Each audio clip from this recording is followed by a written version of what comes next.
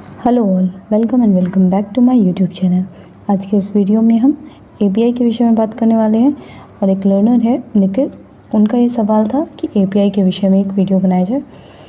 तो ये video API के विषय में है और पहले हम ये जानेंगे कि एपीआई होता क्या है, दूसरा इम्पॉर्टेंट क्यों है ये हायर स्टडीज़ में, प्रोफेसरशिप के लिए, प्रमोशंस के लिए, और तीसरा जो सवाल, इसे कैलकुलेट कैसे करते हैं।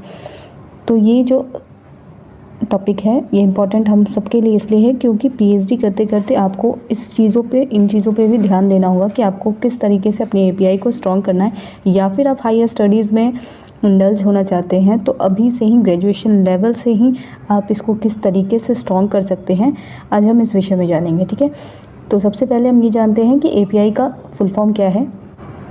तो एपीआई है academic performance indicators. So basically ये आपके एकेडमिक पॉइंट्स हैं जो आप स्कोर करते जाते हैं, चाहे आप बीए लेवल पे हों या मास्टर्स लेवल पे हों या फिर आप पीएचडी कर रहे हो।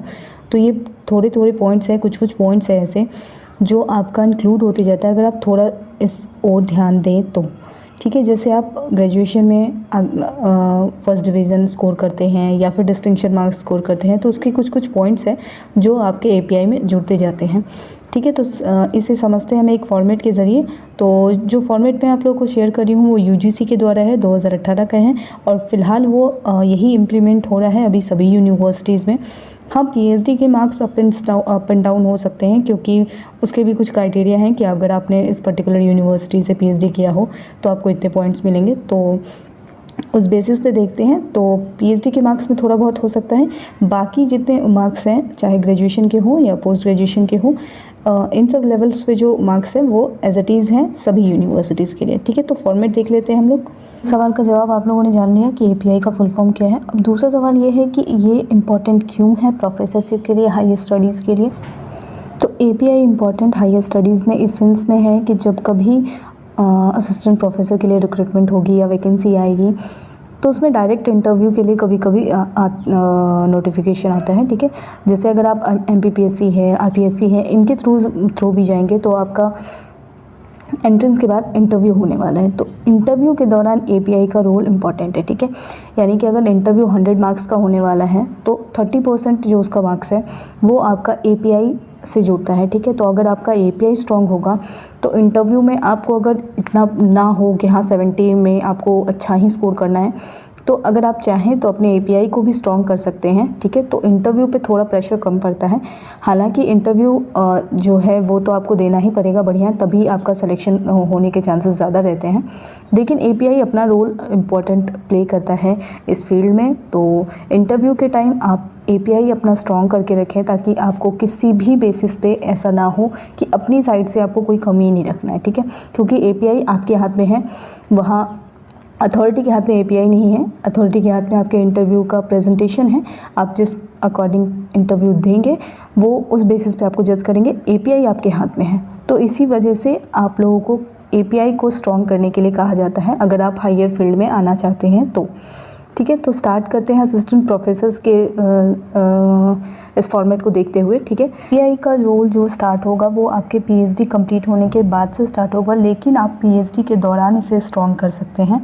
ठीक है, क्योंकि पीएचडी कंप्लीट होते ही आप असिस्टेंट प्रोफेसर के लिए एलिजिबल हो जाते हैं, और एलिजिबल तो आप पीजी प्लस नेट के टाइम ही हो जाते हैं, लेकिन सिलेक्शन के जो चांसेस हैं वो पीएचडी करने के बाद ही होते हैं, यानी आप परमानेंट के लिए एलिजिबल हो जाते हैं वहाँ पे।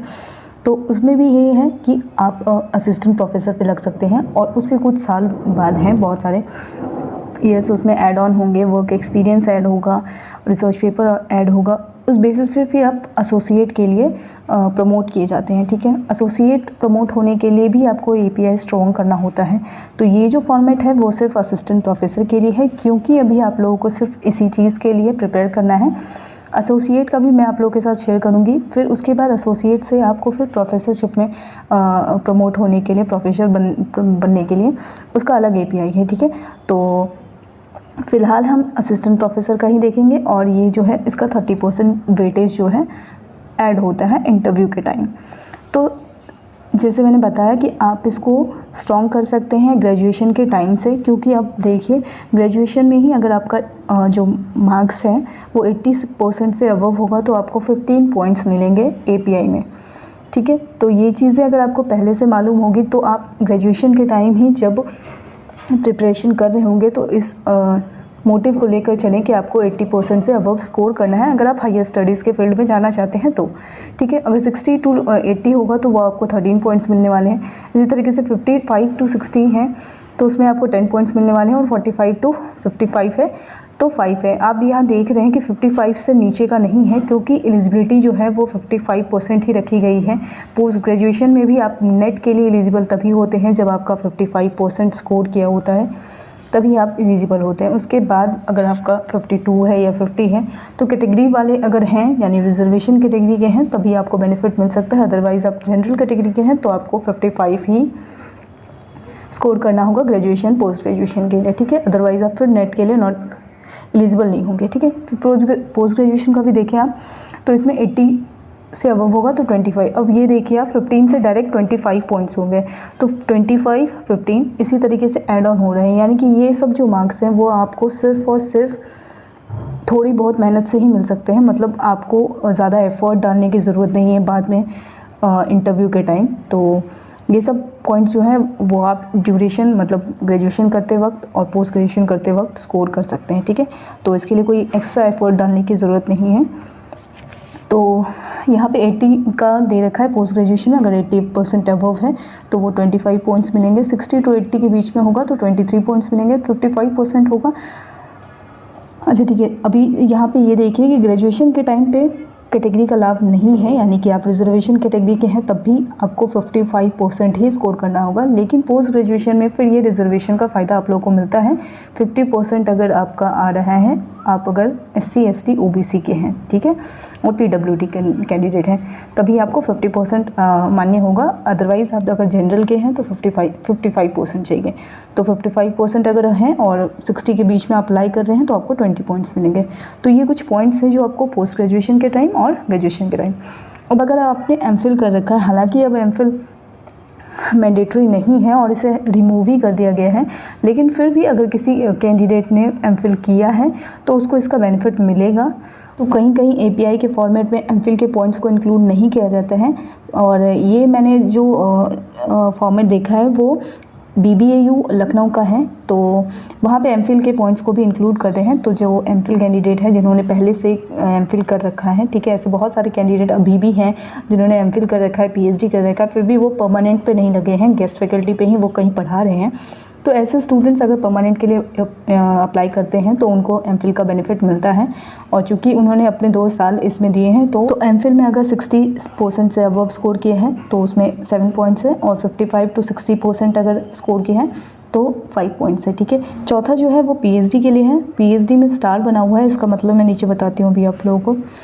PhD के लिए 30 पॉइंट मिल रहे हैं अगर आपने NAC के A ग्रेड यूनिवर्सिटी से PhD की है, तभी आपको ये 30 पॉइंट मिलेंगे। अदरवाइज़ आपको 25 पॉइंट्स मिलते हैं अगर आपने किसी अदर यूनिवर्सिटी से, हालांकि UGC एफिलिएटेड यूनिवर्सिटी से ही PhD मान्य होगी, तो PhD के आपको 30 पॉइंट्स मिल रहे हैं, ठीक है। अगर आपने NAC के A ग्रेड यूनिवर्सिटी से PhD की है तो A+ से भी किया है तब भी आपको 30 पॉइंट मिलेंगे, A++ से भी किया है तब भी आपको 30 पॉइंट मिलेंगे।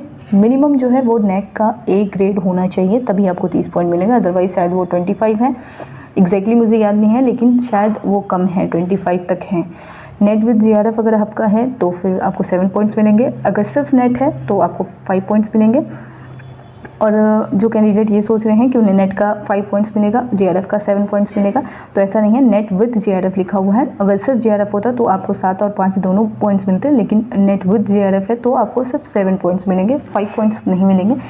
और स्लेट और सेट है अगर आपका है तो आपको 3 पॉइंट्स मिलेंगे। हालांकि मैंने कुछ यूनिवर्सिटी का जो फॉर्मेट देखा है API का, उसमें ये सेट का नहीं है। अगर आप देखेंगे बाकी अदर यूनिवर्सिटी का, तो आपको पहले API का फॉर्मेट बता दिया जाएगा, उस बेसिस पे आप इसे कैलकुलेट कर सकते हैं, ठीक है। तो ये डिफरेंट भी हो सकते हैं पॉइंट्स, ठीक है। ये जो JRF वाला पॉइंट्स है वो 7 ही हैं, PhD 30 ही हैं, और बाकी जो ये पोस्ट ग्रेजुएशन और MPhil के जो पॉइंट्स है ये भी सेम है। ठीक है। सेट इंक्लूड होते हैं किसी किसी में और किसी किसी में नहीं होते हैं, तो ये सेट वाला जो है इसमें एक्स्ट्रा पॉइंट्स मिल रहे हैं 3, ठीक है। छठा पॉइंट जो है वो रिसर्च पब्लिकेशन का है, तो आपको मैक्सिमम जो है वो मिनिमम आपको कम से कम 5 रिसर्च पेपर आपका पब्लिश होना चाहिए। वो जो है पब्लिकेशन जो होना चाहिए वो यूजीसी पीयर रिव्यूड होना चाहिए, यूजीसी लिस्टेड होना चाहिए या फिर पीयर रिव्यूड जर्नल्स होना चाहिए। तो दोनों में अगर आप लोग का किसी में पब्लिश है तो आपको 10 पॉइंट्स मिलेंगे। तो पेपर पब्लिकेशन आप मास्टर्स से स्टार्ट कर सकते हैं, ठीक है। तो ये इंक्लूडेड होगा, पीयर रिव्यूड और यूजीसी लिस्टेड होना चाहिए, ठीक है। बस ये 2 चीज़ें ध्यान में रखते हुए, और आपको कभी भी प्रीडेटरी जर्नल्स के लिए अप्लाई नहीं करना चाहिए। जो प्रीडेटरी जर्नल्स होते हैं वो पेड जर्नल्स होते हैं, यानी आपको उसमें आर्टिकल पब्लिश कराने के लिए कुछ अमाउंट पे करना होता है। तो ऐसे जर्नल्स में जब आप पब्लिश कराते हैं तो वहाँ आपकी जो आर्टिकल की क्वालिटी पे डाउट किया जाता है, तो इस वजह से आप जब भी पब्लिश कराएं तो वो यूजीसी लिस्टेड हो या फिर पीयर रिव्यूड हो।